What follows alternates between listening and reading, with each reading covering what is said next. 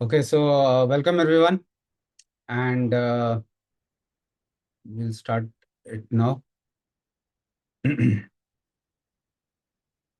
तो I hope आप लोग मेरी आवाज क्लियरली सुन पा रहे हैं।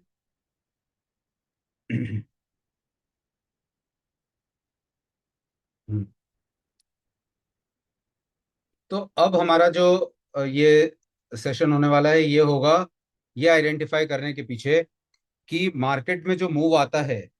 मार्केट में आप देख सकते हो कि किस तरह की वोलेटिलिटी है। कुछ इंडेक्सेस, कुछ स्टॉक हैं जो काफी ब्रूटली गिर गए हैं, काफी ज्यादा गिर गए हैं। बट ऐसी ही सिचुएशन में कुछ ऐसी जगहें हैं जहां पर अभी भी अच्छी बाइंग हो रही है, जहां पर अभी भी हमें दिख रहा है कि अच्छा खासा मूव ऊपर की तरफ आ रहा है। कैसे हम उन तक पहुंच सकते हैं, कैसे हम उनको शॉर्टलिस्ट कर सकते हैं, कैसे हम मार्केट के मूव्स को समझ सकते हैं, वो कौन सी फोर्स है जो इस मार्केट के पीछे लगी हुई है, जो हमें ये पहले बता दे कि कहाँ पर क्या हो रहा है। क्या इम्पोर्टेंस होती है किसी भी इकोनॉमी में स्टॉक मार्केट की, एक डेरिवेटिव मार्केट की, और स्पेशली डेरिवेटिव मार्केट कैसे हेल्प करता है एक इकोनॉमी को ग्रो करने में। इन सारी चीज़ों को अभी हम समझेंगे गोइंग फॉरवर्ड। और उसके साथ मैं आपके साथ हमारे दो सिस्टम्स शेयर करूंगा।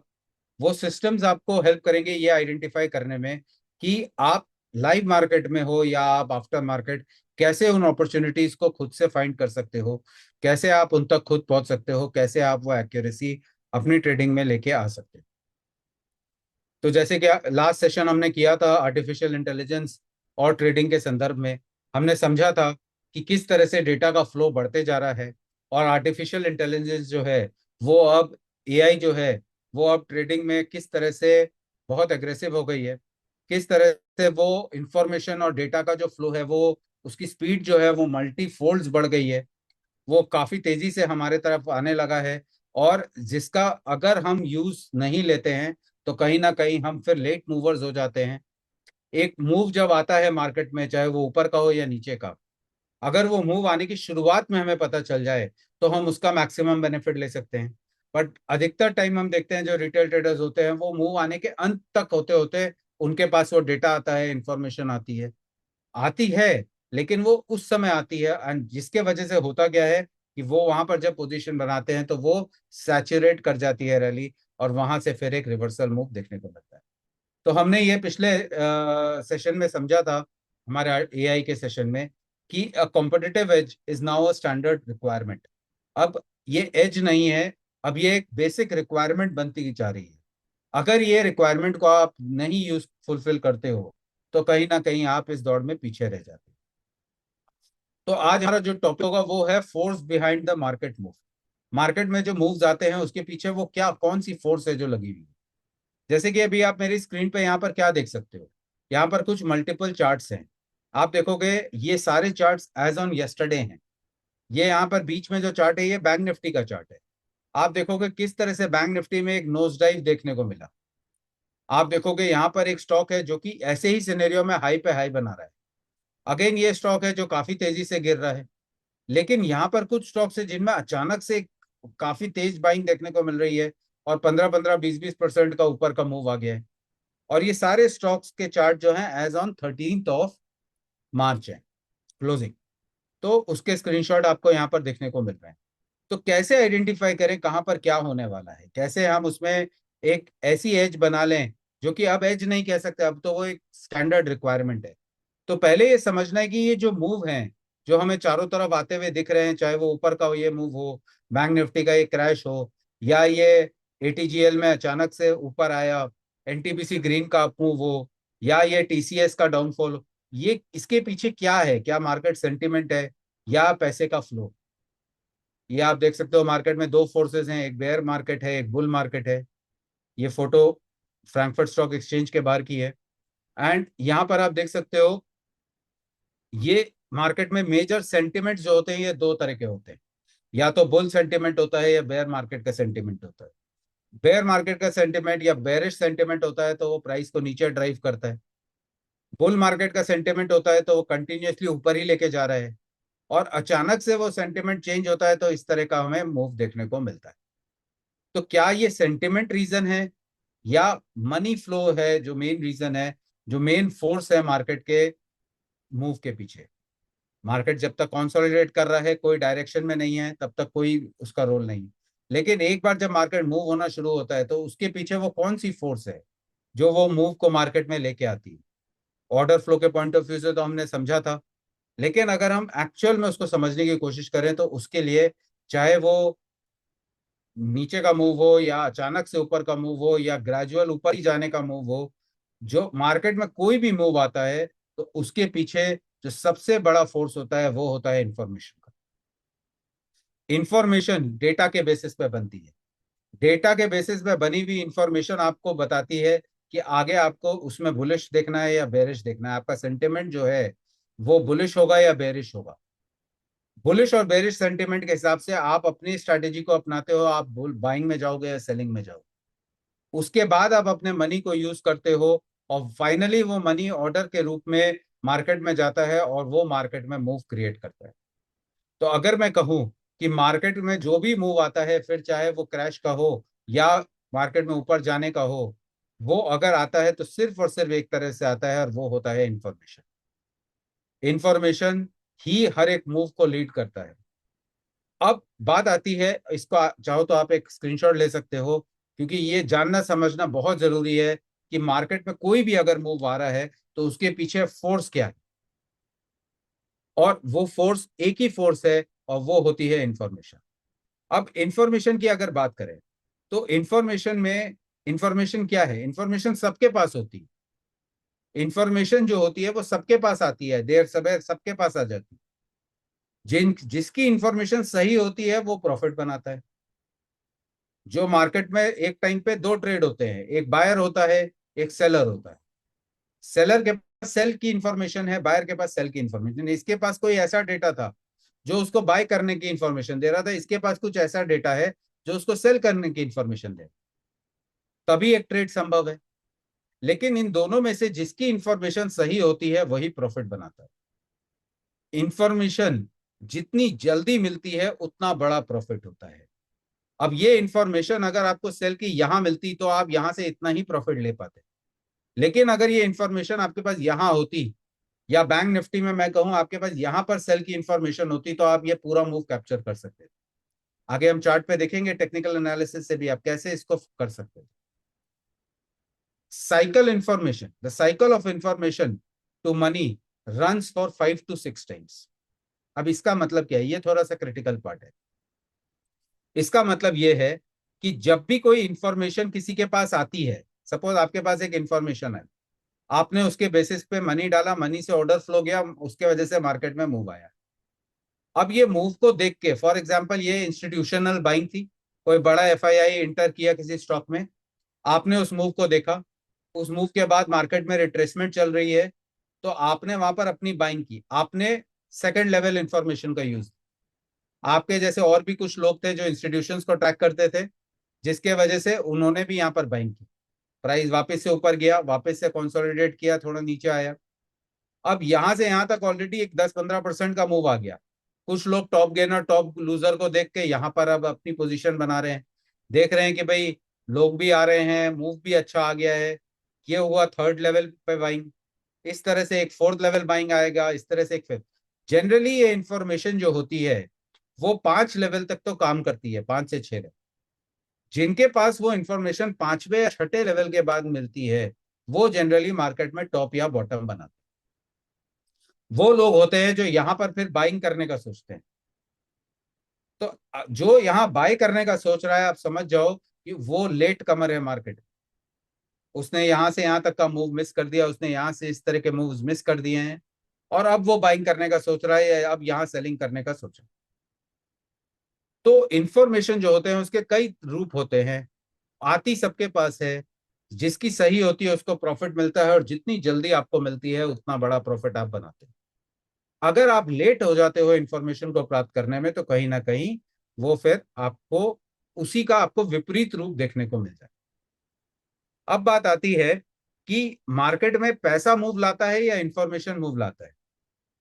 हमें मार्केट में पैसे की जरूरत है या इंफॉर्मेशन की जरूरत है। पहली बात तो समझ लीजिए, no amount of money is big enough in the market to drive it forever. ऐसा कोई पैसा है ही नहीं जो मार्केट को हमेशा ऊपर ले जा सके।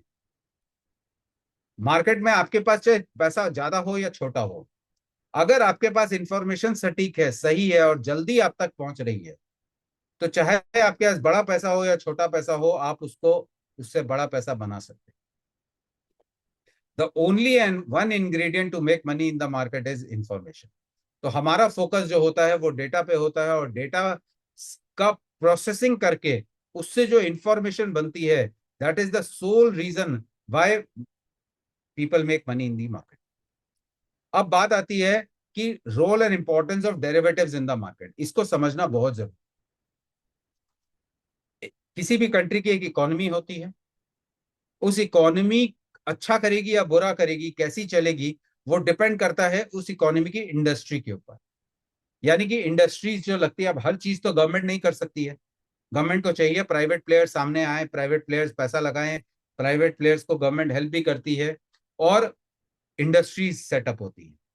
ये इंडस्ट्रीज जितनी बड़ी स्केल पे होती हैं, जितना अच्छा काम करती हैं, उतना इकोनॉमी फ्लरिश करती है। तो हम कह सकते हैं कि एक कंट्री की जो इकोनॉमी है वो उसकी इंडस्ट्री पे डिपेंड करती है। लेकिन एक इंडस्ट्री को फ्लरिश करने के लिए क्या चाहिए? एक इंडस्ट्री को फ्लरिश करने के लिए चाहिए फाइनेंशियल रिसोर्सेस, क्योंकि no amount of capital is enough to grow to a magnitude. एक एक्सपोनेंशियल ग्रोथ के लिए आपको बहुत अच्छे फाइनेंशियल सिस्टम की, फाइनेंशियल रिसोर्सेज की जरूरत होती है। अब आप कितना भी प्रॉफिट कर रहे हो, आप कितना भी अच्छा सेल्स कर रहे हो, जो भी फाइनेंशियल इंस्टीट्यूशन है एक सर्टेन लिमिट तक आपको फाइनेंस कर सकते। प्लस जो फाइनेंस उनके साथ आएगा वो एक इंटरेस्ट के बर्डन के साथ आता है। वो इंटरेस्ट का बर्डन जो है वो आपके प्रॉफिटेबिलिटी को डायरेक्टली हिट करता है, साथ में इन्फ्लेशन तो है ही। तो ऐसे सिनेरियो में बहुत जरूरी होता है एक हेल्दी कैपिटल मार्केट का हो। कैपिटल मार्केट जो होता है वो आपको, वो इंडस्ट्री को ये एक एडवांटेज देता है कि वो आपको ये बताता है कि अगर आपको, आपका बिजनेस प्लान अच्छा है, तो हम आपके लिए endless amount of amount capital generate कर सकते हैं कि आप उस बिजनेस को फ्लरिश कर सकते।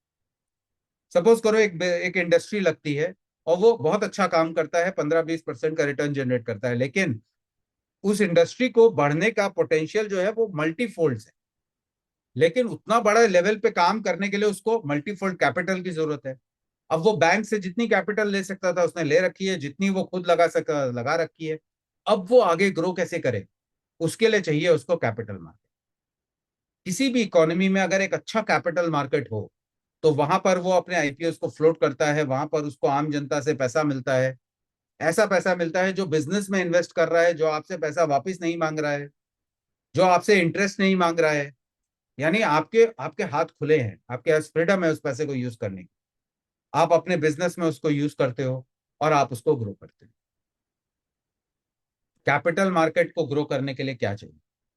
कैपिटल मार्केट को ग्रो करने के लिए चाहिए कि वो कैपिटल मार्केट जो है उसकी रीच जो है वो ग्लोबल प्लेटफॉर्म पे। जैसे कि आपने देखा था कि 1991 तक जब इंडिया एक क्लोज्ड इकोनॉमी थी, जब रिफॉर्म्स नहीं आए थे, तब हम बाहर के इन्वेस्टमेंट्स को उतना प्रोत्साहित नहीं करते थे, हमारे गेट्स उनके लिए खुले हुए नहीं थे। हमारा कैपिटल मार्केट बहुत इमेच्योर था, छोटा था, क्लोज सर्किट में चलता था, अपने अंदर काम करता। जब रिफॉर्म्स आए और हम नेशनल से ग्लोबल हो गए, हमने अपने गेट्स खोल दिए, चाहे वो किसी भी रीजन से हो। There was a specific reason why it was done. ऐसा नहीं था कि हम चाहते थे, एक मजबूरी के तहत वर्ल्ड बैंक और इंटरनेशनल फाइनेंशियल इंस्टीट्यूशंस के प्रेशर की वजह से हमें करना पड़ा। क्योंकि एक इकोनॉमिक क्राइसिस हो गई थी इंडिया में, जहां पर कुछ ही महीने का पैसा रह गया था हमारे पास, फॉरेन रिजर्व्स इतने कम हो गए थे। तो उन्होंने कहा कि अगर आपको बढ़ना है आगे, तो आप फाइनेंशियल इंस्टीट्यूशंस के लिए मार्केट खोल दो, आप और कंपनीज के लिए मार्केट खोल दो, आप अपना मार्केट ओपन कर दो वर्ल्ड के लिए। तब इंडिया में वो रिफॉर्म्स लाए गए। तो जब ये रिफॉर्म्स आए कैपिटल मार्केट में, तो बाहर का पैसा इंडिया में आना शुरू हुआ। अब जब बाहर का कोई भी पैसा इंडिया में आता है, तो वो पैसा जो होता है वो कैसे आपकी इकोनॉमी में कॉन्फिडेंस लाएगा। आज अगर सपोज करो आपको 1 लाख रुपया लगाना है किसी स्टॉक में, तो आप उस कंपनी को देखते हो, उसके मैनेजमेंट को देखते हो, उसके बिजनेस को देखते हो, आपको दिखता है अच्छे प्राइस पे है, अच्छी वैल्यू है, तो आप उसमें पैसा लगाते हो। आप यहाँ पर लोकल हो, कंपनी यहाँ की लोकल है, आप मार्केट डायनेमिक्स को जानते हो, गवर्नमेंट को जानते हो, पॉलिटिक्स को जानते हो, प्रमोटर को जानते हो, बिजनेस पोटेंशियल, मार्केट पोटेंशियल को समझते हो, यहाँ पर लोगों को समझते हो, आप जानते हो आप खुद उसके कस्टमर हो, आपके जैसे बहुत लोग उसके कस्टमर है, तो ये कंपनी अच्छा करेगी, तो वो आप करते हो। लेकिन इसी की जगह अगर मैं आपको बोलूं कि आपको इस कंपनी में 100 करोड़ रुपया लगाना है, तो अब आपके हाथ कांपने लगेंगे। आप बोलोगे भाई इतना बड़ा रुपया लगाना है तो कुछ तो प्रोटेक्शन चाहिए, कुछ तो सिक्योरिटी चाहिए। यानी कि जब तक आपको एक कैपिटल मार्केट में इन्वेस्टमेंट करने के लिए सिक्योरिटी ना मिले, प्रोटेक्शन ना मिले, आपको डर लगेगा, जबकि ये आपका खुद का प्लेइंग फील्ड है, होम ग्राउंड है। अब इसी तरह से जब कोई बाहर का ग्लोबल इन्वेस्टर इंडिया में पैसा लगाता है या किसी भी इकोनॉमी में, किसी बाहर की इकोनॉमी में पैसा लगाता है, तो वो क्या खोजता है कि उस इकोनॉमी में जो कैपिटल मार्केट है उसको सपोर्ट करने के लिए पैरेलली एक अच्छा डेरिवेटिव मार्केट है कि नहीं है। क्योंकि एक अच्छा डेरिवेटिव मार्केट ही एक ऐसा मार्केट होता है जो उस ग्लोबल इन्वेस्टर को ये कॉन्फिडेंस देता है कि ठीक है तुम 100 करोड़ रुपया यहाँ लगाओ और उसके अगेंस्ट में सिक्योरिटी ले लो, उसके अगेंस्ट में प्रोटेक्शन ले लो, कि भाई अगर आपने इस इकोनॉमी में, इस इंडस्ट्री में पैसा लगाया है और वहां की इकोनॉमी, यहाँ की जीडीपी खराब होने लगती है या वहां का मार्केट गिरने लगता है, तो आपकी इन्वेस्टमेंट की वैल्यू इरोड नहीं हो। और ये प्रोटेक्शन आपको सिर्फ और सिर्फ एक ही जगह से मिल सकता है, and that is a healthy derivative market. Healthy derivative market की डेफिनेशन क्या है? एक हेल्दी डेरिवेटिव मार्केट उसको कहते हैं जहां पर अच्छा वॉल्यूम ट्रेड होता हो, जहां पर अच्छे नंबर ऑफ मार्केट पार्टिसिपेंट्स हो, ताकि आपकी वॉल्यूम को वो मैच कर सके। जितनी कैपिटल आप इन्फ्यूज करना चाहते हो कैपिटल मार्केट में, उस कैपिटल मार्केट के अगेंस्ट आप जब प्रोटेक्शन लेते हो डेरिवेटिव मार्केट में, तो वो आपको उतनी प्रोटेक्शन मिल सके। अब इस साइकिल को समझने की कोशिश करिएगा, मैंने पर्सनली इसको बहुत क्लोजली लास्ट 20 साल में एक्सप्लोर किया है। जब कोई भी ग्लोबल इन्वेस्टर मार्केट में पैसा लगाता है, तो वो उसका पैसा जो है मल्टीफोल्ड्स बढ़ता है gradually over the period of time. Suppose उसने पहले 100 रुपया लगाया, उसने 100 रुपए के अगेंस्ट में प्रोटेक्शन ले ली डेरिवेटिव मार्केट से, ही इज हैप्पी। अब बात आती है उसने 100 ही रुपया क्यों लगाया, 1000 क्यों नहीं लगाया? क्योंकि आपका डेरिवेटिव मार्केट 100 रुपए की प्रोटेक्शन देने के लिए तैयार था, उतनी उसमें लिक्विडिटी थी कि वो 100 रुपए की प्रोटेक्शन दे सकता। अब धीरे धीरे आपका 100 रुपया बढ़ने लगा, और 100 बढ़ते बढ़ते 1000 हो गया, 1000 का 10,000 हो गया। 10 साल, 15 साल, 20 साल निकल गए, इंडिया में भी रिफॉर्म्स आए, काफी टाइम हो गया, एंड लगभग लगभग 30 ईयर्स प्लस हो चुके हैं। तो जाहिर सी बात है कि जो ग्लोबल इन्वेस्टर उस समय आए थे, उनका कॉर्पस, जो इनिशियल कॉर्पस था, वो भी मल्टीपल टाइम्स बढ़ गया। जैसे जैसे उनका कॉर्पस बढ़ता गया, प्रॉफिट बढ़ता गया, तो वो अपने बढ़े हुए प्रॉफिट के साथ जो टोटल एसेट्स है उसको प्रोटेक्ट करते गए हमारे डेरिवेटिव मार्केट के थ्रू। यानी कि एक तरफ कैपिटल मार्केट का इन्वेस्टमेंट है जो कि धीरे धीरे बढ़ रहा है, और धीरे धीरे वो अपने डेरिवेटिव मार्केट में उसके अगेंस्ट में प्रोटेक्शन बढ़ाते जा रहे हैं। क्या वो कैपिटल मार्केट में नया पैसा इन्फ्यूज कर रहे हैं? Answer is yes. कितना कर रहे हैं? उतना करते हैं जितने का वो डेरिवेटिव मार्केट में प्रोटेक्शन ले सकते। जैसे कि आपके पास एक वेयर हाउस है, आप उसमें उतना सामान रखते हो जितना का इंश्योरेंस आपको इंश्योरेंस कंपनी देती है। कल को इंश्योरेंस कंपनी की बोलती है कि नहीं, अब मैं आपको और 500 करोड़ का इंश्योरेंस दे सकती हूँ, आप 500 करोड़ का और सामान रखना शुरू कर देते हो। कल को वो बोलती है कि मैं आपको अभी कम दूंगी, 200 करोड़ का कम दूंगी, आप अपना 200 करोड़ मार्केट से उठा लेते हो। या सपोज करो वो आपका लिमिट 1000 करोड़ का बंधा हुआ इंश्योरेंस कंपनी के साथ, आपका जो एसेट है वो 1000 करोड़ का है, और आपका 1000 करोड़ का इंश्योरेंस भी है। अब आपका एसेट जो है उसकी वैल्यू बढ़ के 2000 करोड़ हो गई, लेकिन इंश्योरेंस कितने का है? 1000 करोड़ का। यानी आपका 1000 करोड़ क्या हो गया? रिस्क पे आ गया। अब आप क्या वो 1000 करोड़ रखोगे या आप निकाल लोगे? आंसर है आप निकाल लोगे। क्यों? आपका वो अनसिक्योर्ड हो गया। जितना बड़ा पैसा, उतना बड़ा डर। तो जैसे जैसे बाहर के ग्लोबल इन्वेस्टर्स का कैपिटल मार्केट का एक्सपोजर और उसमें प्रॉफिट्स बढ़ने लगते हैं, और उनका टोटल एसेट साइज बढ़ने लगता है, और डेरिवेटिव मार्केट उतना प्रोटेक्शन नहीं दे पाता है, तो वो उसको बैलेंस करने के लिए अपना पोर्टफोलियो डाइल्यूट करना शुरू कर देते हैं। अगर आप मेरे से पूछो 2024 से लेकर आज 2026 तक में क्या बदला है, क्या इंडिया की जीडीपी खराब हो गई? इंडिया में इनफैक्ट इस दौरान मेजर रिफॉर्म्स आए हैं। जीएसटी कट आए, इनकम टैक्स रिलैक्सेशन आई, कई सारी ऐसी चीजें आई जिससे कंजम्पशन बढ़ जाए, कई सारी ऐसी चीजें आई जिससे कंपनियों का टैक्सेशन ईज हो जाए, टैक्सेस कम हो जाएं, कमोडिटी के प्राइसेस कम हो जाएं, सेल्स बढ़ जाए, टॉप लाइन बढ़ जाए, प्रॉफिटेबिलिटी बढ़ जाए, अल्टीमेटली इंडस्ट्री ग्रो कर जाए। लेकिन क्या मार्केट बढ़ रहा है? Sir is no. क्योंकि मार्केट जितना ऑलरेडी बढ़ चुका था और उसमें जो एसेट का साइज ऑलरेडी हो चुका था, उसके अगेंस्ट में डेरिवेटिव ऑलरेडी उतनी प्रोटेक्शन दे रहा था। लेकिन कहीं ना कहीं जो साइज ऑफ एसेट्स था, वो डेरिवेटिव मार्केट के प्रोटेक्शन के लिमिट से आगे निकल गया। तो जब डेरिवेटिव मार्केट के इंश्योरेंस प्रोटेक्शन से कैपिटल मार्केट का एसेट साइज बड़ा हो जाता है, तब ग्लोबल इन्वेस्टर या बड़ा इन्वेस्टर, चाहे ग्लोबल हो लोकल हो, वो वहां पर अनकंफर्टेबल फील करने लगता है। और ऐसी सिचुएशन में कैपिटल मार्केट से पैसा निकलना शुरू हो जाता है। तो आई होप आपको इससे ये समझ में आया होगा कि जो आप कॉन्स्टेंटली सेलिंग प्रेशर मार्केट में देख रहे हो, एफआईआई पैसा निकाल रहा है, ये क्यों निकाल रहा है? क्योंकि डेरिवेटिव एक हेल्दी डेरिवेटिव मार्केट ही है जो किसी भी बड़े पैसे को 1,000 करोड़, 5,000 करोड़, 10,000 करोड़, 1 लाख करोड़, 2 लाख करोड़ की जब कैपिटल कोई लेके आता है आपके कैपिटल मार्केट में, तो 2 लाख करोड़ रुपया वो लगा रहा है, तो वो प्रोटेक्शन तो मांगेगा ना। आपका 10% मार्केट गिर गया, उसका तो 20,000 करोड़ उड़ जाएगा। वो क्या जवाब देगा अपने पेंशन फंड को, अपने प्रिंसिपल फंड को? तो वो प्रोटेक्शन चाहता है, वो स्टेबिलिटी चाहता है, वो ग्रोथ भी चाहता है, और साथ साथ लिक्विडिटी भी चाहता है। वो जानता है कि कैपिटल मार्केट में सपोज करो मैंने किसी जगह पे 2 लाख करोड़ रुपया लगा दिया। अब मेरे को वो 2 लाख करोड़ बेचना है, तो मैं कहां से बेचूंगा? मैं बेच नहीं सकता। आज बेचूंगा तो बेचते बेचते 2 लाख करोड़ की वैल्यू 1.25 लाख करोड़ हो जाएगी, 1.5 लाख, 1,25,000 करोड़ या 1,50,000 रह जाएगी। यानी मैं अपनी ही सेलिंग प्रेशर से अपनी वैल्यू इरोड कर दूंगा। तो मैं कैसे बेचूंगा? मैं उसको डेरिवेटिव्स में बेचूंगा, मैं कॉल राइटिंग करूंगा, मैं सेम एटीएम कॉल बेच दूंगा। अब या तो एटीएम कॉल मेरे को इलिक्विड हो जाए और वो मेरे को दे दे, जब तक मेरा माल नहीं बिक रहा तब तक का इंटरेस्ट देता रहे, या फिर ऊपर जाके मेरा माल बिक जाए, उसको मैं फिजिकली सेटल कर दूंगा, मेरे को बेचना भी नहीं पड़ेगा और किसी को पता भी नहीं चलेगा। सबसे बड़ी बात है। तो एक हेल्दी डेरिवेटिव मार्केट जो है, वो डायरेक्टली एक हेल्दी इकोनॉमी के लिए कितनी इंपॉर्टेंट है, आपको समझ में आया। In these global times, without a healthy derivative market, किसी भी इकोनॉमी के लिए ग्रो करना मुश्किल है, क्योंकि इंडस्ट्री के लिए ग्रो करना मुश्किल हो जाता है। डेरिवेटिव मार्केट के कंपोनेंट्स क्या क्या होते हैं? डेरिवेटिव मार्केट का कंपोनेंट है फ्यूचर, कॉल ऑप्शन और पुट ऑप्शन।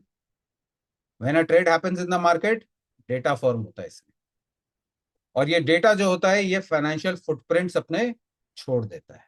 चाहे वो फ्यूचर के हों, कॉल ऑप्शन के हों, पुट ऑप्शन के हों। कॉल में क्या होता है? कॉल में बाइंग होती है, कॉल में राइटिंग भी होती है। पुट में भी बाइंग होती है, पुट में भी राइटिंग होती है। फ्यूचर में सिर्फ लॉन्ग होता है या शॉर्ट होता है। पर ये छो में से जो भी हो रहा है, जहां भी हो रहा है, ट्रेड होगा तो डेटा बनेगा, और डेटा बनेगा तो वो अपने फुटप्रिंट्स छोड़ेगा, जिससे आप इंफॉर्मेशन निकाल सकते। एंड अल्टीमेटली हमने क्या समझा कि एक्चुअल मार्केट में जो पावर है, जो फोर्स है, वो इंफॉर्मेशन में। बट डेरिवेटिव में जब डेटा बनता है, तो उसके दो मुंह होते हैं। पहला मुंह होता है प्रोटेक्शन का, दूसरा मुंह होता है स्पेकुलेशन का। कौन सा होता है प्रोटेक्शन का, कैसे आइडेंटिफाई करना है प्रोटेक्शन स्पेकुलेशन, वो बहुत डिटेल्ड स्टडी है। बट दोनों तरफ की पोजीशंस मार्केट में बन सकती है, कि कौन सी प्रोटेक्शन की है, कौन सी स्पेकुलेशन की। Can derivatives drive the market up और डाउन? ये एक बहुत बड़ा क्वेश्चन है जिसको समझना बहुत जरूरी है। मैंने देखा बहुत सारे पुराने ट्रेडर्स भी ये चीज नहीं समझते। फॉर एग्जाम्पल मैं आपको बताता हूँ कि निफ्टी है, या चलो बैंक निफ्टी का एग्जाम्पल लेते हैं। बैंक निफ्टी में 10 बड़े स्टॉक्स है, बड़े बैंक्स हैं। आज अगर उन 10 बड़े बैंक्स में कंटिन्यूअसली बाइंग होती रहे, तो होगा क्या? बैंक निफ्टी का इंडेक्स ऊपर जाएगा। क्या उसका फ्यूचर ऊपर जाएगा? बिल्कुल जाएगा। क्या उसके कॉल ऑप्शन ऊपर जाएंगे, प्रीमियम्स? बिल्कुल जाएंगे। क्या उसके पुट ऑप्शन के प्रीमियम नीचे जाएंगे? बिल्कुल जाएंगे। एकदम सही है। बट इसमें एक चीज अगर मैं चेंज कर दूं, अगर मैं ये बोलूं कि बैंक निफ्टी का कॉल, पुट या फ्यूचर, सपोज कॉल में हैवी बाइंग हो जाए या उसके फ्यूचर में हैवी लॉन्ग ऐड हो जाए, तो क्या आईसीआईसीआई बैंक और एचडीएफसी बैंक और स्टेट बैंक के प्राइस ऊपर जाएंगे? क्या यहाँ पर जो बड़े बैंक्स हैं या फिर बैंक निफ्टी का जो इंडेक्स है, क्या वो ऊपर जाएगा? Technically answer is no. भाई आप कॉल खरीद रहे हो, अलग इंस्ट्रूमेंट है, आप इंश्योरेंस खरीद रहे हो, स्पेकुलेशन कर रहे हो, हेज कर रहे हो, आई डोंट नो, आप फ्यूचर खरीद रहे हो, क्या कर रहे हो, आई डोंट नो, बट उसकी वजह से स्टेट बैंक क्यों बढ़ेगा? आपने एक फ्यूचर, आपने कोई कॉल खरीद ली 55,000 की, अब उसके वजह से एचडीएफसी बैंक क्यों बढ़ेगा भाई? Technically answer is no, but practically answer is yes. ऐसा ही होता है। ऐसा क्यों होता है? क्योंकि मार्केट में जब कॉल है, पुट है और फ्यूचर है जो कि हाईली लिक्विड है, अगर कोई बड़ा प्लेयर कॉल ऑप्शन खरीद रहा है या पुट ऑप्शन खरीद रहा है या फ्यूचर में लॉन्ग कर रहा है या फ्यूचर में शॉर्ट कर रहा है, तो जनरली स्ट्रीट क्या देखता है कि कोई बड़ा प्लेयर अगर इंटरेस्ट ले रहा है और बड़ा पैसा यहां पर लगा रहा है, बड़ी क्वांटिटी डिप्लॉय कर रहा है, तो इसका मतलब है कि वो अपनी पोजीशंस जो है वो कैश में बनाएगा, क्योंकि वो इसको एज अ प्रोटेक्शन भी तो ले सकता है। दूसरी बात, जिन्होंने शॉर्ट कर रखा होगा, से सपोज किसी ने स्टेट बैंक को शॉर्ट कर रखा है या एचडीएफसी बैंक को सेल कर रखा है, या एचडीएफसी बैंक बढ़ गया तो उसने बेच दिया, बोला जब गिरेगा तब लूंगा, तो वो निकल गया, उसने शॉर्ट नहीं कर रखा है, एग्जिट कर रखा है, या आईसीआईसीआई बैंक को शॉर्ट करके बैठा हुआ है। अब वो देखता है कि कोई 55,000 की कॉल को बाय कर रहा है, कोई बैंक निफ्टी फ्यूचर को बाय कर रहा है बड़ी क्वांटिटी में, क्या वो आईसीआईसीआई बैंक अपना शॉर्ट होल्ड रखेगा? Answer is no. वो तुरंत अपने आईसीआईसीआई बैंक के शॉर्ट को काट देगा। जब वो शॉर्ट को काटेगा तो शॉर्ट कवरिंग आएगी, यानी कि बाइंग आएगी, यानी कि आईसीआईसीआई बैंक का प्राइस भी ऊपर जाएगा। जो आदमी साइडलाइंस पे बैठा था, जिसकी कोई पोजीशन नहीं थी, ना उसका बाय था स्टेट बैंक, ना एचडीएफसी, ना आईसीआईसीआई, ना कोई शॉर्ट पोजीशन थी, वो देखता है कि भाई कोई बड़ा प्लेयर है जिसके पास इतना पावर है कि वो प्राइजेस को ऊपर ड्राइव कर पा रहा है, यानी उसके पास ऐसी इंफॉर्मेशन होगी कि प्राइस जो है ऊपर जाएगा। तो अगर वो बाय कर रहा है कॉल को, पुट गिरा रहा है, फ्यूचर उठा रहा है, तो कल को ये स्टेट बैंक, एचडीएफसी, आईसीआईसीआई भी बढ़ेंगे। और आप देखते हो कि वो भी यहां पर बाइंग करने में आ जाता है। तो can derivative drive the market up and down? Technically no, but practically it is yes, and it always happens in the market. क्योंकि एक चीज ध्यान में रखना है कि मार्केट में जब मूव आता है, वो कोई ना कोई बड़ा प्लेयर ही ला सकता है। उनके पास कंसंट्रेशन है, वो डाइवर्स नहीं है, डिसीजन मेकिंग फ्री है, और वो इंडिपेंडेंटली डिसाइड करते हैं और उनके पास मनी पावर है। तो अगर उनको सपोज करो कि आज बैंकिंग सेक्टर में एक्सपोजर लेना है या उनको कुछ बाय करना है, तो वो क्या करेंगे?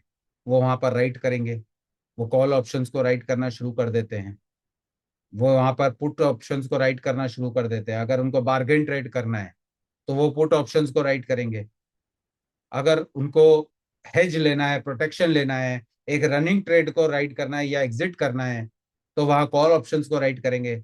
अगर सिर्फ और सिर्फ प्रोटेक्शन लेनी है तो इवन ऑप्शंस को बाय कर लेंगे, कुछ भी कर सकते हैं। तो वो प्रोटेक्शन के लिए भी यूज कर सकते हैं, स्पेकुलेशन के लिए भी यूज कर सकते हैं, एंड वो कैश मार्केट में प्राइजेस को भी ड्राइव करते हैं। यानी कि ये हमें क्या बताता है कि फिर चाहे फ्यूचर हो या ऑप्शन हो, उसमें जो डेटा में डेवलपमेंट हो रही है, यानी कि लॉन्ग बिल्टअप हो रहा हो, शॉर्ट बिल्टअप हो रहा हो, शॉर्ट कवरिंग हो रही हो, लॉन्ग अनवाइंडिंग हो रही हो, हमें उस पर अपनी नजर बना के रखनी। प्राइस मार्केट में मूव कब करता है, किस एक्टिविटी से मूव करता है? बड़े प्लेयर्स के लॉन्ग बिल्टअप से, शॉर्ट कवरिंग से, शॉर्ट बिल्टअप से या लॉन्ग अनवाइंडिंग से प्राइस में एक मूव देखने को मिलता है। Based on these type of market forces, our trade plan completely changes. अब देखो, एक बात तो समझ लो कि इंफॉर्मेशन फर्स्ट हैंड पे, पहली इंफॉर्मेशन हमारे पास आना बहुत मुश्किल है। क्योंकि पहली इंफॉर्मेशन जिसके पास आएगी और वो बनाएगा, उसको अगर हम स्टडी कर लें इवन हम सेकंड लेग पे भी एंटर कर जाएं, तो हमें एक चीज पता है कि हम बड़े प्लेयर के साथ साथ में हैं, नॉर्मल स्ट्रीट में रिटेल ट्रेडर्स के हम अगेंस्ट में हैं। और अगर हम इनके साथ में हैं और अगर इनका व्यू गलत भी गया, तो भी हमें एक बार एग्जिट करने का मौका मिलेगा, क्योंकि ये अपनी पोजीशन को डिफेंड करेंगे। और अगर इनका व्यू सही हुआ, जो कि 10 में से 7 8 9 बार होता है, तो हम वहां पर बड़ा पैसा बना लें। बट वो कब होगा? जब हमारे पास इंफॉर्मेशन जल्द से जल्द आए और बड़े पैसे की पोजीशन हमें पता चल जाए कि वो मार्केट में क्या कर। क्लियर है? तो बेसिकली ये 4 तरह की पोजीशंस होती हैं जो मार्केट में बनती हैं। इनके रूल्स क्या हैं एक बार देख लेते हैं। लॉन्ग बिल्टअप का मतलब क्या है? जब प्राइस ऊपर बढ़ रहे होते हैं और साथ साथ उसमें ओपन इंटरेस्ट भी ऐड हो रहा होता है, तो वो लॉन्ग बिल्टअप के बारे में हमें बताता है। सिमिलरली रूल क्या कहता है शॉर्ट कवरिंग? कि प्राइस जो है ऊपर जा रहा है, लेकिन ओपन इंटरेस्ट जो है नीचे गिर रहा है। अगर ओपन इंटरेस्ट में फॉल देखने को मिल रहा है और प्राइस ऊपर बढ़ रहा है, यानी कि इस केस में प्राइस ऊपर जा रहा था लेकिन ओपन इंटरेस्ट भी ऊपर जा रहा था, तो लॉन्ग बिल्टअप था भाई। लेकिन अगर प्राइस ऊपर जा रहा है लेकिन साथ साथ ओपन इंटरेस्ट गिर रहा है, तो इसका मतलब है कि वो शॉर्ट कवरिंग। सिंपल है। तो ये सिंपल अर्थमेटिक है। सिंपली अगर हम दूसरे साइड का देखें, तो रूल क्या कहता है? शॉर्ट बिल्टअप कब होगा? जब प्राइस गिर रहा होगा और साथ साथ ओपन इंटरेस्ट बढ़ रहा है, यानी कोई शॉर्ट नहीं बना रहा है, तो वहां पर प्राइस तो गिरेगा लेकिन ओपन इंटरेस्ट बढ़ जाएगा। तो क्या हो गया? Short built up. लॉन्ग अनवाइंडिंग, इन सब के स्क्रीनशॉट आप ले सकते हो, वैसे ये सब बहुत कॉमन बात है। लॉन्ग अनवाइंडिंग क्या है? कि जब प्राइस गिर रहा हो, जैसे कि शॉर्ट बिल्टअप में भी प्राइस गिर रहा था, लेकिन ओपन इंटरेस्ट ना गिरे, तो इसका मतलब है जिन्होंने लॉन्ग किया है वो एग्जिट कर रहे हैं पोजीशन। जब एग्जिट करेंगे तभी तो ओपन इंटरेस्ट घटेगा ना। तो प्राइस घटने के साथ अगर ओपन इंटरेस्ट घटने लग जाए तो वो लॉन्ग अनवाइंडिंग हो जाती है। तो कैसे एक छोटी सी एक्टिविटी से आप ये देख सकते हो कि कब लॉन्ग अनवाइंडिंग और कब शॉर्ट अनवाइंडिंग हो रही है। बट ये तो समझ में आ गया लॉन्ग अनवाइंडिंग और शॉर्ट अनवाइंडिंग क्या है, लेकिन इसके वजह से मेरा ट्रेड प्लान क्या होगा, मेरी अपनी मेरा मेरा अपना मूव क्या होगा मार्केट में, कैसे मैं मार्केट के अगले वेव को पहचानूं, उसको समझने की कोशिश करते हैं। एक एक वेव मैं यहाँ ड्रॉ करूंगा, आप लोग उसको बहुत ध्यान से समझना। लॉन्ग बिल्टअप अगर मार्केट में हो रहा है, फॉर एग्जाम्पल मार्केट में एक मूव आया और एक लॉन्ग बिल्टअप हो गया, तो लॉन्ग बिल्टअप हो गया है और मेरे पास ये कंफर्मेशन है कि लॉन्ग बिल्टअप हो गया है, तो मैं क्या करूं, मेरा अगला ट्रेड प्लान क्या है? ऐसे सिचुएशन पे मैं मार्केट में बाइंग ऑन डिप्स के साथ जाऊंगा। मैं जानता हूं जहां पर भी ये रिवर्सल लेगा, ये रिवर्सल जो है ये एक रिट्रेसमेंट मूव है, this is not a impulse move. Move शुरू होने के पहले मेरे को पता है कि ये एक रिट्रेसमेंट मूव है। अगर रिट्रेसमेंट मूव है, क्या मैं अपनी एंट्री प्लान कर सकता हूं? कर सकता हूं। क्या मैं पहले से लेवल आइडेंटिफाई करके रख सकता हूं? कौन सा मेरा बाइंग लेवल होगा, कौन सा मेरा आर पार का लेवल होगा? कर सकता हूं। मैं वहां पर वेट करता हूं, जब लेवल पे प्राइस आता है क्या मैं वहां बाई करूंगा? गिरते हुए बाजार में मैं बाय कर सकता हूं विद कॉन्फिडेंस, क्योंकि मुझे पता है, मेरे पास पहले से इंफॉर्मेशन है कि इसमें लॉन्ग बिल्टअप हुआ है। रिट्रेसमेंट को कैसे आइडेंटिफाई करना है? प्राइस एक्शन से हमें पता है। तो हमें पता है कि ये एक स्लो मूव होता है, यहाँ पर प्राइस आता है, यहाँ के रुकता है। First sign of bullish confirmation हमें यहाँ से मिलेगा, क्या मैं ट्रेड लूंगा? लूंगा। क्या मैं इस मूव का पूरा एडवांटेज ले पाऊंगा? क्या मैं ये सोचूंगा कि ये मूव तो मेरा मिस हो गया, अब क्या मिलेगा? नहीं। क्यों? मुझे पता है अपॉर्चुनिटी देगा, रिट्रेसमेंट आएगी और अच्छी रिट्रेसमेंट आएगी। और जब वो आएगी मैं उसमें पोजीशन बनाऊंगा, मैं एक ऑब्जर्वेंट की तरह वेट करूंगा अपने अपॉर्चुनिटी का। और जब मेरे को वो अपॉर्चुनिटी मिलेगी मैं वहां पर अटैक करूँ, और यहां पर मैं अपनी पोजीशन बनाता हूं। यानी कि एक लॉन्ग बिल्टअप के बाद जो वेव होती है रिट्रेसमेंट की होती है, ट्रेड रिट्रेसमेंट पे हमको बुलिश किया जाता है, और यहां से हम ट्रेड को प्लान करते हैं आगे के बड़े इंपल्स मूव के लिए। क्लियर है? सिमिलरली अगर मार्केट में एक शॉर्ट बिल्टअप हो, यानी कि मार्केट ऊपर से नीचे गिरता हुआ आ रहा है, जैसे कि अभी चल रहा है, अब ऐसे सिचुएशन में अगर कोई रिट्रेसमेंट मूव मार्केट में आती है, तो हमें क्या पता है कि ये जो मूव है ये हमको अगली अपॉर्चुनिटी दे सकती है एक बड़े फॉल की, दे सकती है। जैसे कि अभी हुआ था, जो हमारे साथ हैंड होल्डिंग में जुड़े थे, मैंने उनको एक लेवल भी दिया था 25,800 का। मैंने कहा था 25,800 अगर नहीं निकला तो ये एक रिट्रेसमेंट मूव है और यहाँ से फिर एक फॉल आएगा, और आप देख सकते हो बिल्कुल मार्केट नीचे आया, एक रिट्रेसमेंट मूव आया 25,800 का, और वहां से आज हम 23,000 पे खड़े हैं, और कितनी जल्दी आ गया ये। बट ये कैसे आया? ये इसी क्लैरिटी से आता है, जब हमको ये पता होता है कि मार्केट में शॉर्ट बिल्टअप बन रहा है और इसके वजह से अगर कोई इन्वेस्टमेंट मूव आएगा तो वो मूव हमें सिर्फ और सिर्फ सेल के लिए यूज करना है। तो हम वहां पर अपने लेवल को आइडेंटिफाई करके बैठ जाते हैं, और वहां पर हमें फर्स्ट साइन ऑफ कंफर्मेशन मिलता है प्राइस एक्शन का, तो वहां से हम ट्रेड को बना लेते हैं।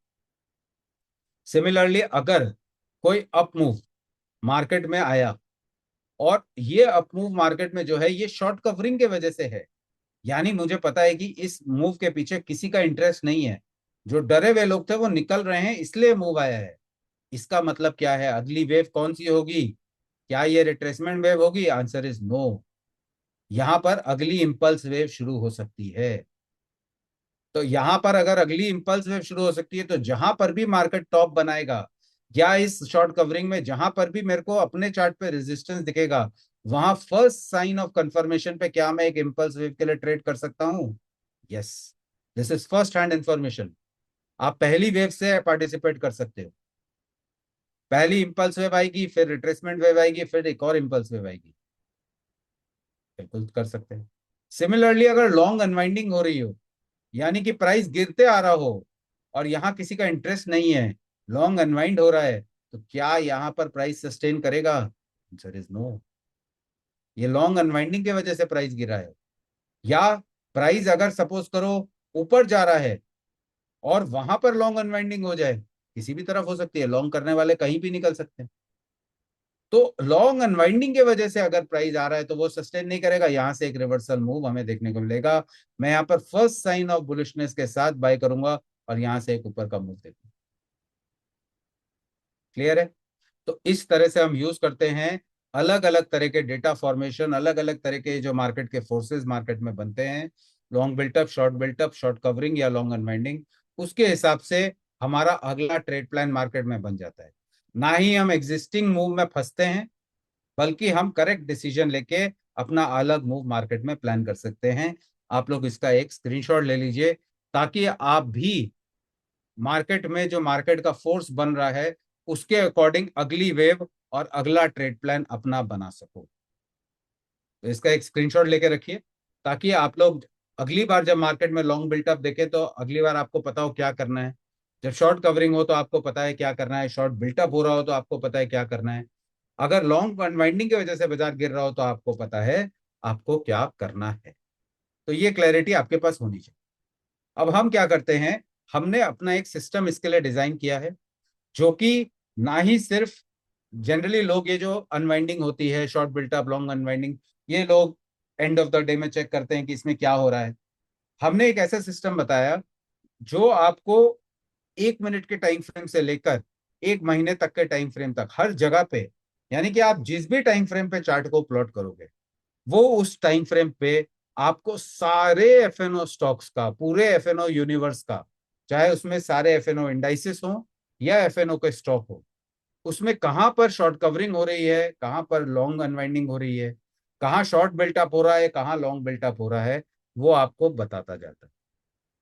आप उसको इंट्राडे में यूज करो, आप उसको पोजिशनल में यूज करो, आप उसको स्विंग ट्रेडिंग में यूज करो, आप उसको कहीं पर भी यूज कर सकते हो। यानी कि यहाँ पर आपको सारे स्टॉक्स और इंडाइसेस मिलते हैं।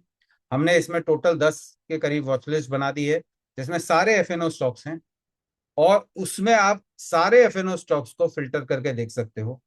इवन इंट्राडे में आप देख सकते हो कि कब किस स्टॉक में कहां पर कौन सी मार्केट फोर्स एक्टिव है। तो ये आपको मिल जाता है हमारे इस नए टूल में, जिसका नाम है एफएनओ स्क्रीनर। अब बात आ गई, ये तो होगी प्रिमिटिव इंफॉर्मेशन, और ये क्या क्या देता है ये भी मैं आपको बता देता हूँ।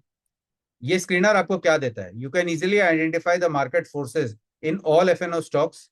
It works across all expiries, all time frames, so you can identify market force in smaller time frame as well as higher time frame. छोटे टाइम फ्रेम में हो सकता है कुछ हो रहा हो, बड़े टाइम फ्रेम में हो सकता है कुछ अलग हो रहा हो। साथ साथ इस एक्सपायरी में क्या हो रहा है और अगली एक्सपायरी में क्या हो रहा है, उसको भी आप कंपेयर कर सकते हो डायरेक्टली अपने ट्रेडिंग व्यू के चार्ट पे। It is helpful both in intraday trade as well as positional trades. अब इसमें आता है एक बोनस, और ये काफी बड़ा बोनस। ये क्या बताता है, आप देख सकते हो यहाँ पर स्टॉक्स हैं, लेकिन कुछ स्टॉक्स हैं जो हाईलाइट होके आ रहे हैं। अब ये हाईलाइट होने का क्या मतलब? It also tells you which stock should be on your radar in the respective time frame. Stock name gets highlighted during live market. जब मार्केट चल रहा होता है तो कुछ स्टॉक ऐसे होते हैं जो ऐसे हाईलाइट हो जाते हैं। जब आप इंट्राडे के टाइम फ्रेम यूज करते हैं तो कुछ स्टॉक ऐसे आएंगे यहाँ पर जो हाईलाइट हो जाएंगे। जब जो भी वॉच लिस्ट आप प्लॉट करेंगे उसमें वो स्टॉक हाईलाइट हो जाएंगे। अगर आप एंड ऑफ द डे देख रहे हैं, फॉर एग्जांपल आप daily time frame, weekly time frame के चार्ट भी देखते हैं, डेली टाइम फ्रेम पे आप देख रहे हैं, तो इवन डेली टाइम फ्रेम पे भी आप के वो स्टॉक हाईलाइट हो जाएंगे जो आपके रेडार पे होने चाहिए। बहुत सारे स्टॉक है जिनमें लॉन्ग बिल्टअप हो रहा है, बहुत सारे स्टॉक है जिनमें शॉर्ट बिल्टअप हो रहा है, बहुत सारे स्टॉक है जिनमें शॉर्ट कवरिंग हो रही है, जिसमें लॉन्ग अनवाइंडिंग हो रहा है। किसमें ट्रेड करेंगे? हाँ, अगर आपका कोई स्टॉक है जो इसमें आपकी ऑलरेडी एग्जिस्टिंग पोजीशंस है, आप अपनी उस स्टॉक को मॉनिटर कर सकते हो कि भाई मेरे स्टॉक में क्या हो रहा है। अकॉर्डिंगली वो स्टॉक में आप अपना ट्रेड प्लान बदल सकते हो, उसमें हेज ऐड कर सकते हो, उसमें आप for the timing quantity add कर सकते हो। तो आपको पता है कि according to the market force आप उसमें अपने पोजीशन को एडजस्ट कर सकते हो। लेकिन अगर आपकी पोजीशन नहीं है और आप नई पोजीशन बनाना चाहते हो, तो इतने सारे स्टॉक है, 200 स्टॉक है, उसमें से कितने सा हर कई सारे स्टॉक में लॉन्ग बिल्टअप हो रहा है, कई सारे स्टॉक में शॉर्ट बिल्टअप हो रहा है। तो कब किसको हमको रेडार पे लेना है, कब वो कौन सा स्टॉक है जो हमारे रेडार पे होना चाहिए, वो स्टॉक यहाँ पर हाईलाइट होके आ जाता है। वो स्टॉक रेडार होने के पीछे का रीजन क्या है, उसको हमने रीजन दिया है डिसाइडर। ये एआई टूल डिसाइड करता है कि आपका वो कौन सा स्टॉक है जो रेडार पे आना चाहिए। तो उसको हम देखेंगे, पहले इसकी सेटिंग्स देख लेते हैं। इस इंडिकेटर पे आपकी सेटिंग्स क्या है। यहाँ पर सबसे पहले ये टोटल पूरा लेआउट है सेटिंग का, इसको मैंने यहाँ ब्रेक कर दिया है। सबसे पहले आप यहाँ पर वॉच लिस्ट सिलेक्ट कर सकते हो। आपको यहाँ पर आप देख सकते हो 10 वॉच लिस्ट मिलती है, और इसके साथ एक कस्टम वॉच लिस्ट भी मिलती है बनाने के लिए, माई वॉच लिस्ट। सपोज आपके पास एग्जिस्टिंग स्टॉक्स हैं, आपको सिर्फ उन्हीं स्टॉक्स को फोकस करना है, तो आप अपनी वॉच लिस्ट बना लीजिए। आपको 20 स्टॉक्स की लिस्ट मिलती है, आप बना सकते हो। और ये 20 स्टॉक को सिर्फ वो वहां पर फिल्टर करेगा। आप चाहो आपको 4 ही स्टॉक करना है, आप 4 को बना लो, आपके लिए 4 पे ही काम करेगा वो। आपको जिस एक्सपायरी में उसको काम करना है, आप उस एक्सपायरी को यहाँ से सिलेक्ट कर सकते हो। ईयर को डालिए, उस मंथ को डालिए, वो उस एक्सपायरी पे वो आपको मार्केट फोर्स क्या चल रहा है आपको बता देगा। आप इस इंडिकेटर को पेज पे किसी भी चार्ट पे किसी भी लोकेशन पे प्लॉट कर सकते हो, किसी भी कॉर्नर पे इसको प्लॉट कर सकते हो अपने कन्वीनियंस के हिसाब से। आपने अपनी वॉच लिस्ट बना ली, आपने अपना एक्सपायरी चूज कर लिया, और एक यहाँ पर वॉच लिस्ट हमने बनाई है इंडेक्स वॉच लिस्ट, जिसमें मेजर इंडाइसिस हैं और मेजर इंडाइसिस को मूव करने के कंपोनेंट्स हैं। यानी कि बड़े बड़े स्टॉक्स जो हैं वो हमने उसमें डाल दिए। तो वो अभी जो हमारे स्क्रीन पे खुली हुई थी जिसमें आप देख रहे थे रिलायंस वगैरह हाईलाइटेड भी थे, तो ये आप यहाँ से कर सकते हो। ये हो गया। अब बात आती है वो हाईलाइट वाले स्टॉक्स कौन से थे, वो हाईलाइट क्यों हो रहे थे। उसके लिए हमने ये मास्टर स्ट्रोक रखा है जिसको हम कहते हैं डिसाइडर। यहां पर एक डिसाइडर का कॉन्सेप्ट हमने रखा है, एक फैक्टर रखा है जिसमें आप ये डिसाइड कर सकते हो कि जो स्टॉक का करंट प्राइस है वो उस डिसाइडर से कितना पास है और कितना दूर है। जैसे हाउ क्लोज टू डिसाइडर, आपको 4 ऑप्शन दिए गए हैं, आधा परसेंट, 1%, 2%, या एकदम पास है 0.2%, एकदम डिसाइडर के पास आ गया है। अगर वो स्टॉक का प्राइस उस डिसाइडर के पास है तो वो स्टॉक हाईलाइट हो जाएगा। यानी उस स्टॉक में अगर मार्केट फोर्स जो लगा हुआ है उस समय, वो सबसे ज्यादा क्रूशियल हो जाता है। अब बात आती है कि भाई डिसाइडर क्या है, उससे पर्दा उठाया जाए। तो डिसाइडर कुछ नहीं है, हमारा आर पार का जोन है जिसको हम कहते हैं एवी वैप। अब ये कौन सा एवी वैप है? रिस्पेक्टिव एक्सपायरी का एवी वैप। तो जैसे कि आप देख सकते हो इस पर्टिकुलर टाइम फ्रेम पे जब भी ये स्क्रीनशॉट लिया गया था, तो यहाँ पर रिलायंस का स्टॉक अपने ईवी वेब पे था, इंफोसिस का स्टॉक अपने ईवी वेब पे था, भारतीय एयरटेल था, और हिंडाल्को था। रिलायंस में तो लॉन्ग बिल्टअप चल रहा था, इंफोसिस, भारती और हिंडाल्को में शॉर्ट बिल्टअप चल रहा था। यानी कि अगर मैं यहाँ पर सोचूं कि रिलायंस में मेरे को क्या ट्रेड लेना है, तो मेरे को यहाँ पर लॉन्ग का ट्रेड लेना है रिट्रेसमेंट में। इंफोसिस, भारतीय और हिंडाल्को में मेरे को शॉर्ट का ट्रेड लेना है जब भी कोई रिट्रेसमेंट मूव मार्केट में आएगा। तो ये आपको यहाँ पर बता देता है stock future is trading above और below the decider is highlighted through the colour coding. ये तो हो गए ये स्टॉक्स जो कि अपने डिसाइडर के पास आ गए। सपोज मैंने आधे परसेंट का क्राइटेरिया लगाया इंडिकेटर में, तो जो भी स्टॉक अपने एवी वैप से आधे परसेंट की दूरी पे है वो हाईलाइट हो जाएगा। अगर मैं 0.2 लगाऊंगा तो जो एकदम एवीएफ को टच ही कर रहा होगा वो हाईलाइट होगा। डे टाइम फ्रेम यूज कर रहा हूँ, सपोज मैं 2% लगा देता हूँ कि जो एवीएफ के 5 जोन में है वो बताओ मेरे को, तो वो आपको वहां मिल जाएगा। तो जितना बड़ा टाइम फ्रेम यूज करें उतना बड़ा गैप यूज कर लें, जितना छोटा टाइम फ्रेम यूज करें उतना नजदीकी वाला यूज कर सकते हैं डिसाइडर से। इसके अलावा आप देख सकते हो ये जो कॉलम है एवीवैप का, इसमें कलर कोडिंग है। कुछ एवीवैप्स ग्रीन से लिखे हैं, कुछ रेड से लिखे हैं। जो स्टॉक का प्राइस अपने एवीवैप के ऊपर है वो ग्रीन है, जो स्टॉक का प्राइस अपने एवीवैप के नीचे, जो स्टॉक अपने एवीवैप के नीचे ट्रेड कर रहा है वो रेड से हाईलाइट हो जाता है। तो कौन अपने एवीवैप के ऊपर है नीचे है वो भी आपको यहाँ पर एक बार में देखने को मिल जाता है for all the FNO stocks in the respective category. अब हम एक बार इन स्टॉक्स को देखते हैं। जैसे ये रिलायंस हाईलाइट हुआ, तो अगर आप इस चार्ट को देखो तो इस चार्ट पे हमको क्या दिख रहा है, ये उसका एवी वैप है। और यहाँ पर एक आप देख सकते हो ग्रेस्टोन डोजी बनी है। ये ग्रेस्टोन डोजी बनी और ये कहाँ पर बनी है, एवी वैप पे। तो देख के तो लग रहा है बहुत बेरिश है, लेकिन डेटा पे एआई का रिजल्ट क्या है, लॉन्ग बिल्टअप बता रहा है कि यहाँ पर एक लॉन्ग बिल्टअप हुआ है। और ये जो बना है ये गुमराह करने के लिए बना है। तो इसके आगे क्या हुआ इसको देखते हैं। हमको क्या करना है, हमको तो समझ में आ गया। अब आप देखो यहाँ पर ये रिट्रेसमेंट मूव आया, हमें पता था कि इसमें क्योंकि लॉन्ग बिल्टअप है प्राइस इस लेवल को होल्ड करेगा, डिफेंड करेगा, और यहाँ से प्राइस ने एक अच्छा खासा रिवर्सल दे दिया हमें। तो ये इतनी बड़ी ग्रेवस्टोन डोजी बनी, लेकिन क्योंकि बिल्टअप जो था, मार्केट का फोर्स जो था वो लॉन्ग बिल्टअप का था, उसने प्राइस को गिरने नहीं दिया। और आप देखोगे प्राइस किस तरह से वहां पर टिक गया। आज भी आप देख सकते हो, ये करंट मंथ का ही है, फरवरी मंथ से शुरू हुआ था लेकिन मार्च मंथ का हमने एक्सपायरी यूज किया हुआ है। आज भी आप देख सकते हो इतना बड़ा मार्केट में फॉल आ चुका है, लेकिन क्या रिलायंस का स्टॉक टूटा? Answer is no. आज भी वो अपने उसी लेवल के हाई के आसपास ट्रेड कर। अब उसी समय हमने ये एक और स्क्रीनशॉट लिया था, ये है इन्फोसिस का। इसमें आप देख सकते हो व्हाइट लाइन आर पार लाइन है जो कि हमारे आर पार इंडिकेटर में मिलती है। और एफएनओ स्क्रीनर आपको क्या बता रहा है, इन्फोसिस में शॉर्ट बिल्टअप हुआ। यहाँ पर भी सिमिलरली हमको रिजेक्शन देखने को मिल रही है वीवैप के ऊपर, सेम डेटा वही 3 फरवरी की, सारे एक ही दिन के हैं मैंने जो लिए हैं। और यहाँ पर आप देखोगे एक शॉर्ट बिल्टअप हुआ है। शॉर्ट बिल्टअप होने के बाद इसमें आगे का मूव कैसा बना आप देखो। एक यहाँ पर शॉर्ट बिल्टअप था और उसके बाद आप देखो कंटिन्यूअसली यहाँ पर एक सेलिंग प्रेशर हमें देखने को, कंटिन्यूअसली प्राइस गिरते ही जा रहा है। यानी कि इस मूव के बाद ये एक रिट्रेसमेंट मूव था जहां पर शॉर्ट बिल्टअप हुआ और मार्केट एक तरफा गिर गया। सेम चीज अगर हम भारतीय एयरटेल पे देखें तो उस दिन यहाँ भारतीय एयरटेल में इस तरह की कैंडल थी, वो अपने एवी वैप के पास था, डिसाइडर के पास था, और उसने यहाँ पर हमको बताया शॉर्ट बिल्टअप हो रहा है। यानी कि इसमें भी कोई भी अगर राइज आएगा तो हमें सेल का ट्रेड लेना है। आप देखो इसमें एक रिट्रेसमेंट मूव आया और उसके बाद प्राइस जो है एक तरफा गिरता चला गया, लगभग लगभग 2000 के लेवल से आज 1900, अब तो 1800 के लेवल पे आ गया है। ये पहले का बना हुआ है, अब आज की डेट में तो ये 1800 के लेवल पे ट्रेड हो रहा है। क्लियर है? अब हम बात करते हैं हिंडाल्को की। हिंडाल्को पे आप देखो एक डोजी बनी है। अब ये डोजी जब बनी तो उसने हमको क्या बताया, यहाँ भी एक शॉर्ट बिल्टअप है। और इसके बाद अगर आप देखोगे तो हिंडाल्को में भी रिट्रेसमेंट आया छोटा मोटा, लेकिन अल्टीमेटली उसके बाद इसमें भी एक बड़ा फॉल 100 पॉइंट का हमें देखने को ऑलरेडी मिल चुका।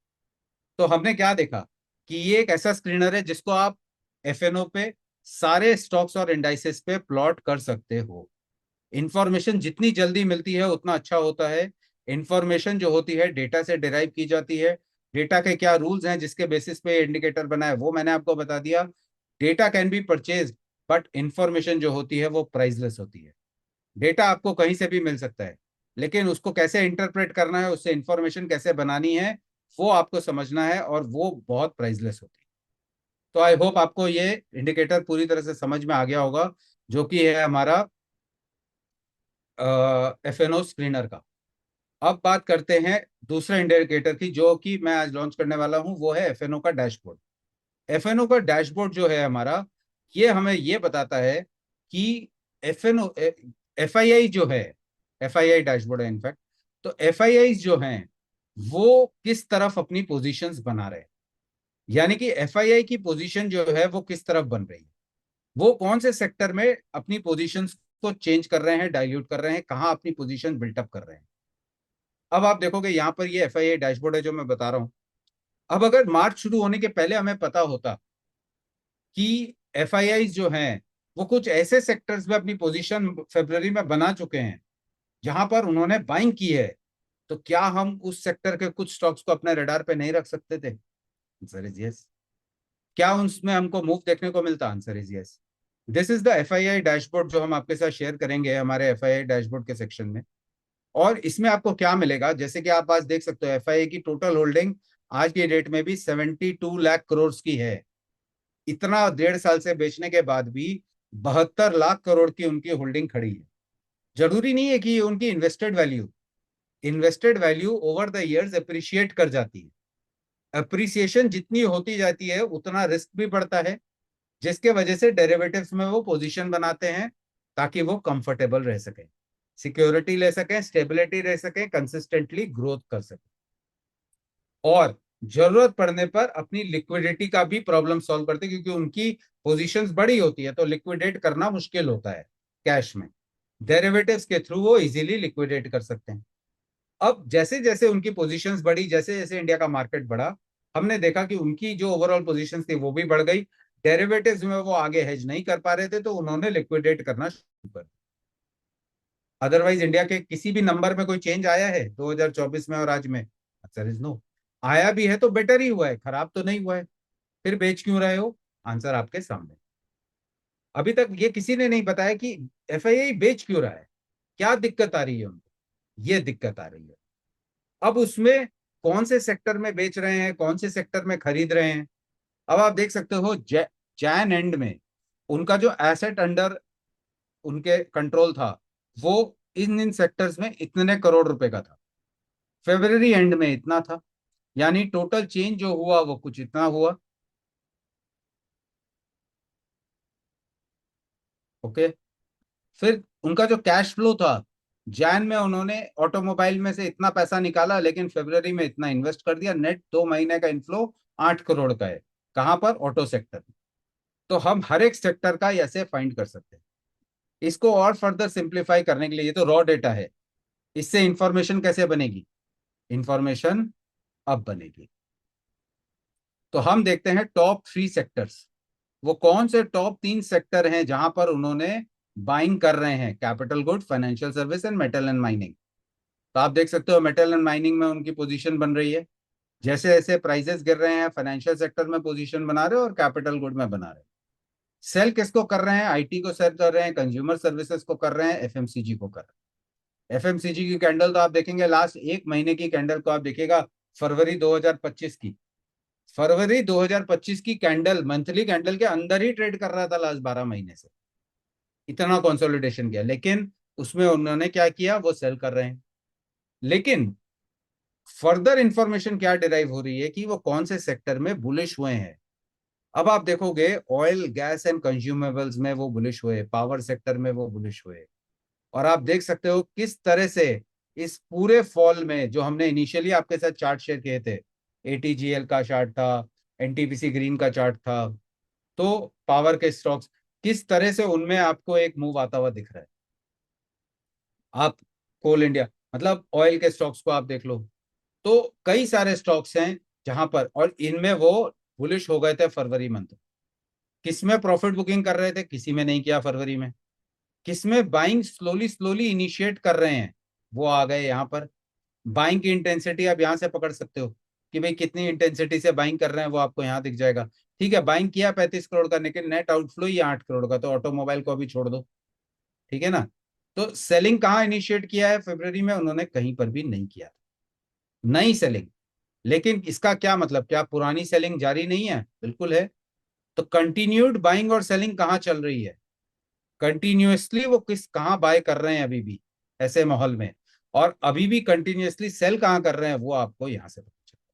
तो ये एक सिंगल डैशबोर्ड जो है आपको बता देगा कि एफआईआई जो हैं, जो मार्केट के एक्चुअल मूवर्स हैं, वो कौन से सेक्टर में कब अपने चर्निंग कर रहे हैं, कहाँ रोटेशन कर रहे हैं।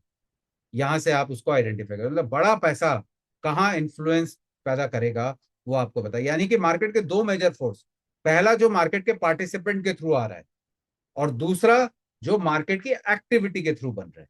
पहला फोर्स जो मार्केट का जो सबसे बड़ा पार्टिसिपेंट है एफआईआई, वो कौन से सेक्टर में एग्रेसिव है, कहाँ प्रॉफिट बुक कर रहा है, कहाँ पर बुलिश पोजीशन बना रहा है, कहाँ कंटिन्यू कर रहा है अभी भी बेचना, कहाँ अब सेलिंग स्टार्ट कर रहा है, आपको यहां से पता चल जाए। और जब वो कर रहा है तो पोजीशंस कहाँ बन रही हैं, कौन से सेक्टर में बन रही है, कौन से स्टॉक में बन रही है, लाइव मार्केट में आप उसको देख सकते हैं। डे टाइम फ्रेम पे पोजिशनल ट्रेड के लिए, आवरली टाइम फ्रेम पे आप उस इंडिकेटर को प्लॉट करोगे, स्विंग ट्रेड के लिए आपको मिल जाएगा। फिर आप उसको 5 मिनट पे लगाओगे तो इंट्राडे पे आपको मिल जाएगा। इवन आप इंट्राडे में वीवैप के साथ उसको यूज कर सकते हैं। वीवैप पे प्राइस हो और वहां आपको दिखा दे लॉन्ग बिल्टअप हो रहा है, तो आपको पता है कि यहाँ से एक बार ऊपर जाएगा, क्योंकि कोई ना कोई यहाँ पर पैसा लगा रहा है, इसमें लॉन्ग बिल्टअप चल रहा है।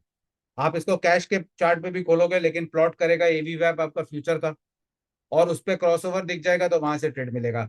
ये कॉम्बिनेशन आपको पब्लिक डोमेन में नहीं मिलेगी। कैश के चार्ट पे फ्यूचर एवीवी आपके साथ लॉन्ग बिल्टअप और लॉन्ग मतलब मार्केट के फोर्स का आइडेंटिफिकेशन होना, और उसका फिर ट्रेड पे कन्वर्ट होना, एक साथ आपको ये इस कॉम्बिनेशन में मिल जाता है। तो आई होप आपको समझ में आ गया होगा कि किस तरह से आपको इसको यूज करना है। अब मैं वापस प्रेजेंटेशन पे चला जाता हूँ। बहुत ध्यान से समझिएगा, जो हमारे एआई प्लेटफॉर्म के साथ पहले जुड़ चुके हैं उनके लिए अलग बेनिफिट्स हैं। जो अब इस स्क्रीनर को जुड़ लेंगे, जो हमारे एग्जिस्टिंग मेंबर्स हैं, उनके लिए अलग बेनिफिट्स हैं। जो कॉम्बो लेंगे, मतलब जैसे सपोज करो option trading system, FNO screener, जो आर पार इंडिकेटर है जो कि डिसाइडर लेवल निकाल के देता है, और एफएनओ डैशबोर्ड सब एक साथ लेते हैं, उनके लिए अलग हमारा वो है पैकेज। और स्पेशली जो क्वार्टरली प्लान चाह रहे थे, लास्ट ईयर आप लोग में से कुछ लोगों की तरफ से क्वेरी आई थी कि सर हमें 3 महीने का प्लान दे दीजिए, हम पूरे साल का अभी नहीं ले पाएंगे, तो उनके लिए अलग प्लान है। तो सबसे पहले ऑफर जो है हमारा इस मंथ का वो ये रहेगा कि जो हमारे साथ इस महीने लेंगे उसको 30% डिस्काउंट मिलेगा, जितने भी हमारे एग्जिस्टिंग सब्सक्राइबर और मेंबर्स हैं। और उसके लिए आपको जो कोड यूज करना है वो FNO30 का कोड रहेगा। आपको उसके साथ 1 साल का कॉम्प्लीमेंट्री एक्सेस मिलेगा FNO डैशबोर्ड का। अगर आप FNO स्क्रीनर रजिस्टर करते हो सिर्फ, तो आप 30% का डिस्काउंट ले सकते हो, और ये 31 मार्च तक आप ले पाओगे। इसके साथ अगर आप हमारे एग्जिस्टिंग मेंबर हो OTS के, ऑप्शन ट्रेडिंग सिस्टम के, तो मैंने आपको कहा था कि अगर आप हमारे एग्जिस्टिंग मेंबर रहोगे एआई प्लेटफॉर्म के, तो उनके लिए अलग से बेनिफिट्स रहेंगे। और आप देख सकते हो, अगर वो FNO स्क्रीनर को लेते हैं तो उन्हें 1 साल का complimentary access FNO dash FII dashboard को तो मिलेगा ही, प्लस FNO स्क्रीनर उनको 60% के डिस्काउंट पे मिलेगा, और आप लोग इस कोड को यूज कर पाओगे। ध्यान रखिएगा, जब आप इस कोड को यूज करेंगे, अपने अकाउंट से ही आपको यूज करना है। उसी अकाउंट से यूज करना है जिस अकाउंट से आपने OTS को लिया हुआ है। अगर आप किसी और अकाउंट से यूज करेंगे, ये कोड वर्क नहीं करेगा, क्योंकि ये सिर्फ और सिर्फ उन मेंबर्स के लिए है जो ऑलरेडी हमारे AI प्लेटफॉर्म के मेंबर हैं। तो अगर आप हमारे AI प्लेटफॉर्म के मेंबर हो, आपको हमारा नया सिस्टम 60% के डिस्काउंट के साथ प्लस FII के डैशबोर्ड के साथ मिल जाएगा। और इसके अलावा जो कॉम्बो प्लान लेना चाहते हैं, उनके लिए 40% का डिस्काउंट रहेगा। आप अगर ये कॉम्बो लेते हैं चारों का, तो आप इस कोड को यूज कर सकते हैं, AI Combo 40 ईयरली प्लान है और आपके लिए एप्लीकेबल है। अब फाइनली जो लोग क्वार्टरली प्लान चाह रहे थे, क्योंकि ये रिक्वेस्ट पे है, तो रिक्वेस्ट में भी मैं आपको बता दूं क्वार्टरली प्लान के रेट ज्यादा है, लेकिन इस महीने के लिए आपके लिए ये रेट रहेंगे। अगर आप OTS, FNO स्क्रीनर, आर पार इंडिकेटर और FNO डैशबोर्ड चारों का कॉम्बो लेते हैं, तो आपको सिर्फ इस प्राइस में ये एक क्वार्टर के लिए मिल जाएगा। तो आप इसको कहाँ से सब्सक्राइब कर सकते हैं? आप हमारे वेबसाइट से सब्सक्राइब कर सकते हैं, FNO स्क्रीनर से, FII डैशबोर्ड से, और कॉम्बो प्लान के लिए आप इस लिंक से इसको सब्सक्राइब कर सकते हैं।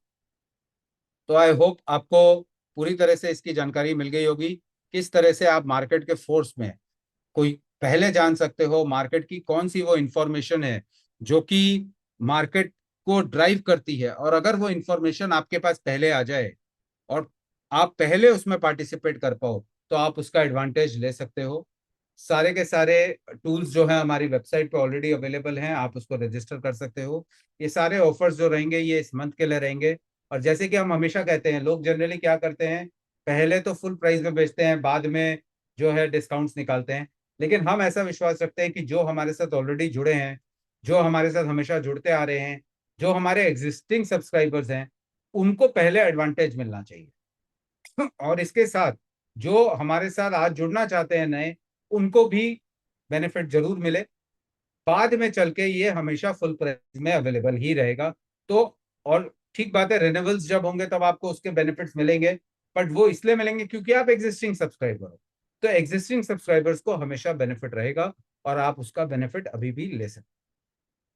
तो होपफुली आपको इसकी पूरी क्लैरिटी मिल गई होगी कि कैसे इंफॉर्मेशन को आप पहले गैदर कर सकते हो, मार्केट के फोर्स को आप पहले यूज कर सकते हो, डेरिवेटिव मार्केट की क्या इंपॉर्टेंस है, और with the help of system, system हमारे काम को इजी कर देता है और हमें बताता है कि कब हमें उस इंफॉर्मेशन को यूज करना है। लॉन्ग बिल्टअप बहुत जगह हो रहा है, शॉर्ट बिल्टअप बहुत जगह हो रहा है, पर क्या हर जगह हम यूज करेंगे? Answer is no. हम वहां यूज करेंगे जहां उसकी इफेक्टिवनेस ज्यादा है, जहां एक ट्रेड प्लान अच्छा बन सकता है। अगर वहां पर एक ट्रेड प्लान अच्छा बन सकता है जहां मेरा स्टॉप छोटा है, प्रॉफिट की प्रोबेबिलिटी ज्यादा है, तो वहां मैं उसको यूज करना पसंद करूंगा। उसी उद्देश्य से हमने इसको डिजाइन किया है और आप लोग के लिए अवेलेबल भी करा दिया है। हम इसको यूज करते हैं, कई बार मैं आप लोगों के साथ शेयर करता हूं अपना रिसर्च। आप पूछते हो कि सर ये कैसे फाइंड किया, तो इन्हीं सिस्टम्स के यूज से हम करते हैं ताकि हमारा काम जो है इजी हो जाए और हम सही डिसीजन सही समय पे ले पाए। तो इसी थॉट के साथ मैं इसको यहाँ पर अभी कंक्लूड करूंगा और उम्मीद करूंगा आप लोग को आज का सेशन अच्छा लगा हो। अब इसके साथ हम मिलेंगे आपके साथ अपने अगले सेशन में। Until then trade very carefully and we'll see you again on next Sunday. So thank you so much for listening and joining, and I'll see you again on next Sunday. Thank you.